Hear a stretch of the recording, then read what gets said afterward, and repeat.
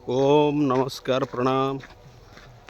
आज मु morning walk रे जाऊँगी विशेष काम थिबारु सकाळ सकाळ मॉर्निंग वॉक जोग करंतु एक्सरसाइज करंतु मॉर्निंग वॉक करंतु। एबे डाक्तर माने कहउछंदी मॉर्निंग वॉक करबा द्वारा मध्य बहुत रोग दूर होछि।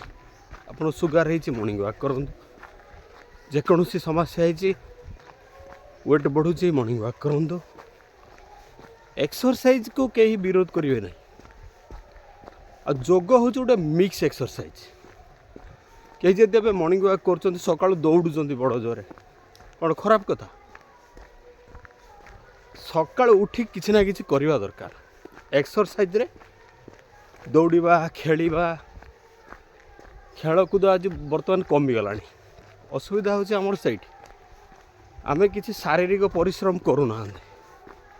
एबे रोग तो हम ही सकाल जदि झाड़ बाहर न करवा आमर जहाँ किसी मलमूत्र बाटे कुपदार्थ बा टॉक्सिन ऑक्सीडेंट बाहर आउरी मध्य किसी झाड़ बाटे बाहरी गले भल। झाड़ जदि न बाहर एबे रोग निश्चित हवाटा फाइनाल। तो जोग आमको करिवार अछि कहीं ना से मिक्स अभ्यास अच्छे। आपण चलिए दौड़े आ विशेष कर जो आसन आ प्राणायाम रो पार्टा आपण जोगरे जॉगिंग रो अभ्यास रे आपणकर दौड़ा हो जदि ठीक रे करिए। बयस आपणकर कम अच्छी अभ्यास आगुरी करुँच ताले दौड़ी पारे। युवक माने मध्य जोर दौड़ला भाया अभ्यास करें। दौड़ी सारिकी मध्य जोग करें एकदा नुहे। रनिंग सब बेस्ट एक्सरसाइज। रनिंग रे आमर सब एक्सरसाइज हो जाए। रनिंग पर आसिकी प्राणायाम करूँ जमती भस्त्रिका रनिंग कले कौन हम श्वास फुल लंबा लंबा भस्त्रिका हो गला। रनिंग रे कपाल भाती तापर कपाल भाती कौन कि सबू टॉक्सिन को बाहर कर दे था, अदृश्य भाव में बाहर कर दे था, जहाँ कि पेट उपर बहुत बड़ प्रभाव पड़े। आउ पेट रोग सब दूर हुए।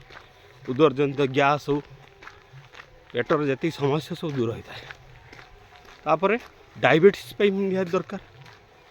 प्राय 99% रोग उपर कपालभाती प्रभाव पकाए।